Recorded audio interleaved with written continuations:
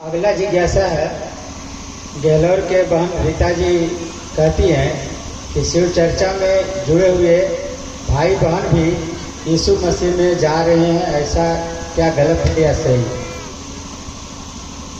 शिव चर्चा में बड़ी सौभाग्य है कि इतने दिन के बाद आज हम लोगों का मिलना हो रहा है।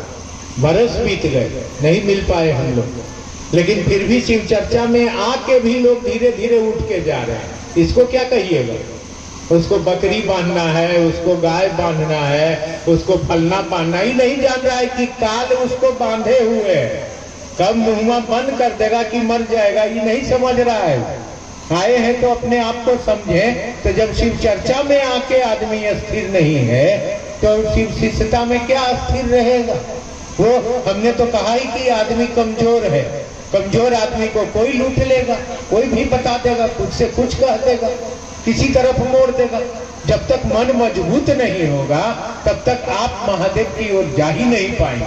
तो जो लोग आएंगे कुछ न कुछ करेंगे। आपको मैं बताऊं कि परमात्मा है, ये ईश्वर है, वह सृष्टि करता है। ये शिव के बारे में पुस्तकों ने कभी नहीं कहा है कि इनका जन्म हुआ है और देवताओं का जन्म हुआ है। आप राम जी का जन्मदिन मनाते हैं, रामनवमी। आप कृष्ण जी का जन्मदिन मनाते हैं, कृष्ण जन्माष्टमी। आप और लोगों का जन्मदिन मनाते हैं, आप मोहम्मद साहब का जन्मदिन मनाते हैं, आप ईसा मसीह का जन्मदिन मनाते हैं। ये जन्म लिए हैं, शरीर में आए हैं तो जन्मदिन मनाते हैं। लेकिन महादेव का कोई जन्मदिन मनाता है? किसी को पता है? आप लोग को है पता महादेव के जन्मने का? तो जब महादेव जन्म ही नहीं लिए तो मरेंगे भी नहीं। जो शरीर में आएगा वो मरेगा। अच्छा काम करेगा तो थोड़ा सा देवता का, भगवान का भाव उसको होगा, कहलाएगा। तो राम आए, अच्छा काम किए, भगवान कहलाए। कृष्ण आए, इस संसार में अच्छा काम किए, भगवान कहलाए। मोहम्मद साहब आए, अच्छा काम किए, भगवान कहलाए। और लोग आए, ईसा मसीह आए, शरीर में आए, ये बढ़ी के घर में जन्म लिए और उन्होंने अच्छा काम किया तो उनको भी भगवान की संज्ञा दी गई। लेकिन ये सब शरीर में आए हैं, शरीर में जन्म लिए हैं। ईसा मसीह का जन्म आज से 2022 बरस पहले हुआ है। किताबें बताती हैं, उलट के देख लीजिए। और धर्मों को जो आपने बनाया है, उन धर्मों को सभी धर्मों को जोड़ के देखेंगे तो 3000 बरस के अंदर सभी धर्म बनाए गए हैं। लेकिन ये सृष्टि 3000 वर्ष की पुरानी ही है क्या? ये अरबों अरब बरस पुरानी है। जब इसका पता ही नहीं है आरंभ कब से है, कब से ये जगत बना है। लेकिन ये धर्म 3000 बरस के अंदर ही सब धर्म बना है। अब आप इसी धर्म को महादेव से बड़ा धर्म समझ लीजिए, तो ये आपका मर्जी है, इसमें हम आपको क्या बोलेंगे। ये तो आपको भटकाव हो रहा है, भटक रहे हैं आप। आपको ईश्वर से तोड़ के कोई जगत से जोड़ रहा है, पैसा कौड़ी से जोड़ रहा है। 5000 रुपया दे देता है, आदमी का धर्म परिवर्तन करवा देता है। 5000 रुपया दे देता है, मांग का सिंदूर धुलवा देता है, कंगन तोड़वा देता है, मंगलसूत्र तोड़वा देता है, भगवान को घर से फेंकवा देता है। जो पति है घर में रहते हुए वैश्या की तरफ बाजार में घुमाना चालू कर देता है।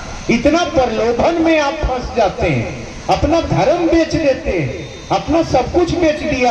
आप हिंदू में जन्म लिया है, हिंदू सनातन है, सनातन इस सृष्टि का सबसे पुराना धर्म है। वह धर्म में हम आप सभी जन्म लिए हैं। हमने शुरू में कहा है कि बनाने वाले ने कोई धर्म जाति नहीं बनाई है, मनुष्य ने बनाई है। उसने तो आदमी बनाया है और मनुष्य के बनाए हुए धर्म में आप प्रलोभन में पड़ के और इस सृष्टिकर्ता को छोड़कर आदमी के पीछे घूमने लगते हैं। तो ये तो आपका मन है, आप जानिए आप क्या चाहते हैं, क्यों ऐसा करते हैं, ये आपकी मर्जी है, आपका मतलब है। हम लोग इस पर विशेष कुछ नहीं बोल सकते। इतना ही बोल रहे हैं कि आप भटक गए हैं, आप फिर संसार के माया में अटक गए हैं, आप जगत के लोगों में फिर से जुड़ गए हैं। आपको चाहिए कि अपने महादेव को पकड़ के रहें, ताकि जिस दिन सब लोग धोखा दे दे उस दिन देवाधिदेव महादेव जो अजन्मा है, जो अविनाशी है, जिनके बारे में कहा जाता है सत्यम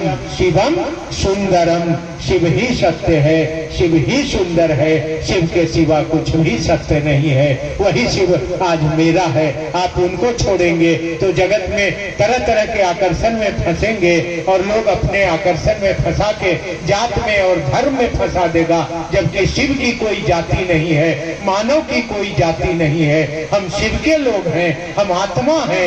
ये शरीर दिया है उन्होंने संसार में कल्याण के लिए, मगर इस शरीर में धर्म और जात में फंसकर अपने धर्म को बेचकर भी आप अगर प्रलोभन में फंसकर बर्बाद हो रहे हैं तो ये आपकी मर्जी है। आप जानिए, हम लोग आपको कहेंगे कि खुद भी बचिए और लोगों को भी बचाइए। और इसी के लिए अभी आपसे कहा है कि इस विचार को गहरा करिए कि हे महादेव, आप मेरे गुरु हैं, हम आपके शिष्य हैं, हम पर दया करिए। जब ये विचार गहरा हो जाएगा तो भाव का रूप ले लेगा और तब आपका मन नहीं भटकेगा, तब आपको कोई तोड़ नहीं सकेगा, तब आप किसी के प्रलोभन में नहीं फंसेंगे।